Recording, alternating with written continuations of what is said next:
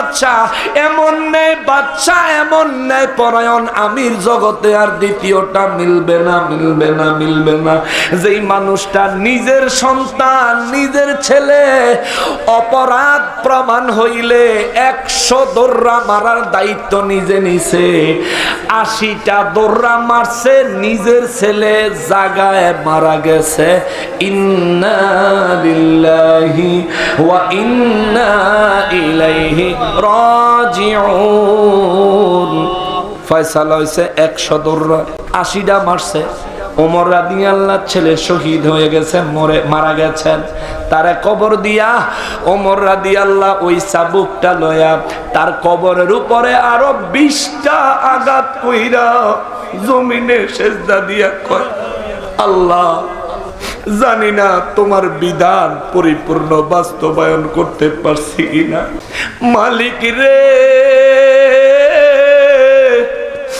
আমার ছেলে দেখা 80 দৌড়া মারলাম, মরে গেল, আর 20 দৌড়া তোমার হুকুম পালন হবে না।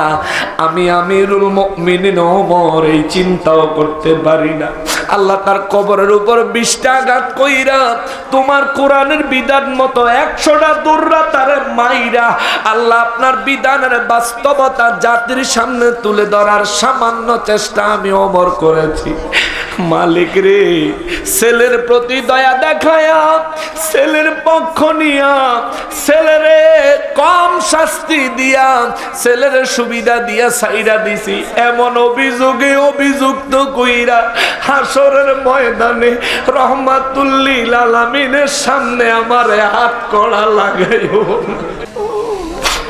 আল্লাহর ভয়, নবীর প্রেম, ও আমার আল্লাহ নবীর সামনে আমারে হাত কড়া লাগাইও না। আমি জবাব দিতে পারবো না, মুখ দেখাইতে পারবো না।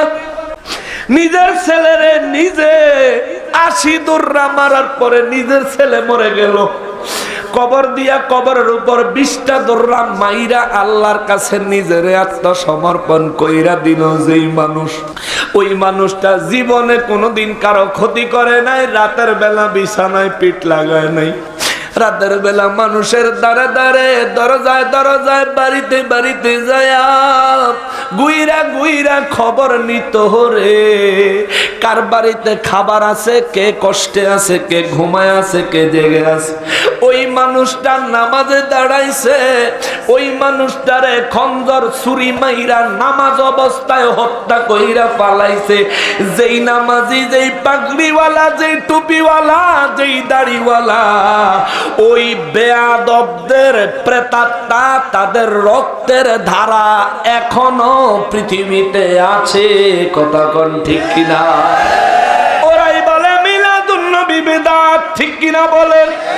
ওরাই বলে নবীর আগমনে আনন্দ মিছিল করা হারাম, ঠিক কিনা বলেন? মুসলমানের, ও মুসলমান, আমার পেয়ারা নবী রহমাতুল লিল আলামিনের উম্মতেরা রে, ইমানদার পরিচয় দিতে গেলে নামাজ দেখায় না, রোজা দেখায় না, হজ যাকাত দেখায় না, ইমানদার পরিচয় দিতে গেলে আপনারা প্রথমে পরিচয় দিতে হবে আপনার নবীজিরে কতটা ভালোবাসেন, কতটা মহব্বত আমার নবীর জন্য আপনার অন্তরে। 1450 বছর আগে পৃথিবীর থেকে পর্দা করেছেন আমার মায়ার নবী, অথচ 1450 বছর আগে কয়া গেছে উম্মত রে, আখলিস দীনাকা ইয়াকফিকাল আমালুল কলিল। ওই উম্মত ইমানটারে খাঁটি করিস, ইমানটারে মজবুত করিস। উম্মত যদি তোর আমল কম হয় চিন্তা করিস না, তোর আমল কম হইল, ইমান যদি মজবুত থাকে তোর নাজাতের জন্য অল্প আমলই যথেষ্ট হয়ে যাবে। সাহাবীরা কয় নবী গো, ও নবী, কোরআনে আমার আল্লাহ কয় এক ওয়াক্ত নামাজ ইচ্ছাকৃত কেউ যদি কাজা করে আল্লাহ তারে 80 হুকবা জাহান্নামের আগুনে জ্বালাবে। দুনিয়ার হিসাবে 2,88,00,000 বছর। যদি কেউ ইচ্ছা কইরা এক ওয়াক্ত নামাজ কাজা করে, পড়ছেন কিন্তু পরে পড়ছেন, ইয়া রাসূলুল্লাহ ও গো দয়াল নবীজি, এক ওয়াক্ত নামাজ ইচ্ছাকৃত কাজা করলে যদি 2,88,00,000 বছর আল্লাহ জাহান্নামে জ্বালাইবো, শাস্তি দিব, এমন ঘোষণা কোরআনে দিয়ে থাকে। ইয়া রাসূলুল্লাহ আপনি বললেন অল্প আমল হইলেও নাজাতের জন্য যথেষ্ট হইব, যদি ঈমানটা খাঁটি হয়, ঈমানটা মজবুত হয়। নবী গো কেমনে সম্ভব, কেমনে সম্ভব, কেমনে সম্ভব? হাসরের ময়দানে আল্লাহ যদি আমাদেরকে পাকড়াও করে, আল্লাহ যদি আমাদেরকে ধইরা কয় নামাজ পড়লি না কেন, কি জবাব দিব? আল্লাহ যদি দইরা কয় নামাজ কেন কাজা করলি, কি জবাব দিব গো নবী? ও নবী এই পরিস্থিতিতে আপনি বললেন উম্মতের ঈমানটারে খাঁটি কর, অল্প আমল হলেও নাজাতের জন্য যথেষ্ট হইব।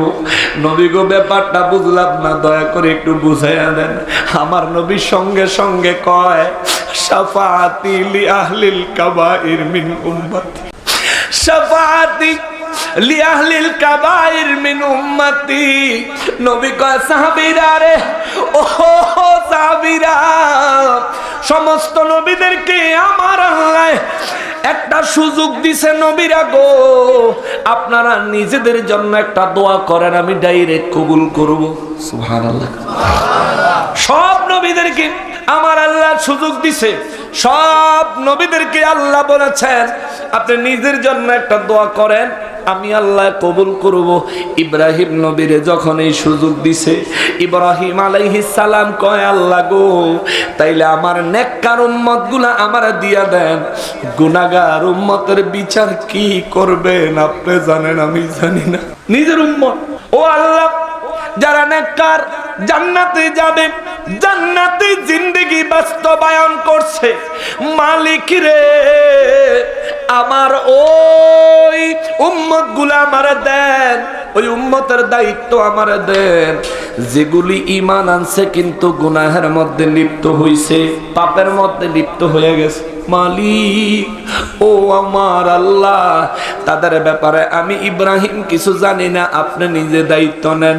জান্নাতে মন চাইলে জান্নাতে দিয়েন, জাহান্নামে মন চাইলে জাহান্নামে দিয়েন। আর আমার নবী কয় মালিক ও ইব্রাহিম নবী এমন দোয়া করলো, আমারও সুযোগ দিলেন, আমার নবীজিও আমার আল্লাহ কয় হুজুর আপনারাও সুযোগ দিলাম, নিজের জন্য একটা দোয়া করেন। আম্মা জানেরা অপেক্ষায় আছে, আমার মায়ার নবী রহমাতুল লিল আলামিন বুঝি নিজের পরিবারের অভাব অনটন মোছার জন্য দোয়া করবেন। কেননা দু জাহানের বাদশা রহমাতুল লিল আলামিনের বাড়িতেও মাঝে মধ্যে 3 দিন, মাঝে মধ্যে 7 দিন চুলায় আগুন জ্বলতো না, রান্না হইতো না। তারপরেও কোনো মানুষ নবীজির জন্য যদি কোনো হাদিয়া পাঠাইতো রে বাবা, ওই হাদিয়াটা আহলে সুফফাবাসী 70 জনের লইয়া আমার নবীজি ওই হাদিয়াটা ভাগ করে খাইতেন, একা খাইতেন না। নবীজিরে আল্লাহ কয় হুজুর নবী গো, ও নবী আপনিও নিজের জন্য একটা দোয়া করেন। আমার নবী কয় আল্লাহ ইব্রাহিম নবীর মতো স্বার্থপর কথা আমি নবী বলতে পারবো না, ও আমার আল্লাহ দয়া কইরা আমাকে আমার উম্মতের জন্য শাফাআত করার ক্ষমতা দান করেন। সুবহানাল্লাহ। শাফাআত করার ক্ষমতাটা আমার দেন আল্লাহ রব্বুল আলামিন। বলেন নবী গো, ও দয়াল নবীজি, আমি ওয়াদা দিছি যে দোয়াটা করবেন আমি কবুল করব। হুজুর আপনার এই দোয়া আমি কবুল করলাম, শাফাআতের ক্ষমতা আপনারে দিলাম। সঙ্গে সঙ্গে আমার নবীজি বয়ান করেন শাফাআতি লি আহলিল কাবাইর মিন উম্মতি। সাহাবায়ে কেরামের কয় সাহাবীরা রে, ও সাহাবীরা আমি নবী কইছি আখলিস দিনাকা ইয়াকফিকাল আমালুল কলিল, আমল যদি কম হয়, ঈমান যদি মজবুত হয়, নাজাতের জন্য যথেষ্ট হইব। শোনো, আমার উম্মতের মধ্যে যার ঈমান মজবুত থাকবো কিন্তু আমল যার কম থাকবো, সে নাজাত কেমনে পাইব জাননি? সাহাবীরা কয় হুজুর কেমনে? আমার নবী কয় শাফাতি লি আহলিল কাবাইর মিন উম্মতি। হাশরের ময়দানে আমার উম্মতের মধ্যে যেই সমস্ত কবিরা গুনাহগার উম্মতগুলা দিশাহারা হইয়া দৌড়া দৌড়ি করব, আমি নবী তাদেরকে দইরা দইরা তাদের জন্য শাফাত কইরা জান্নাতে পাঠায়া দিব।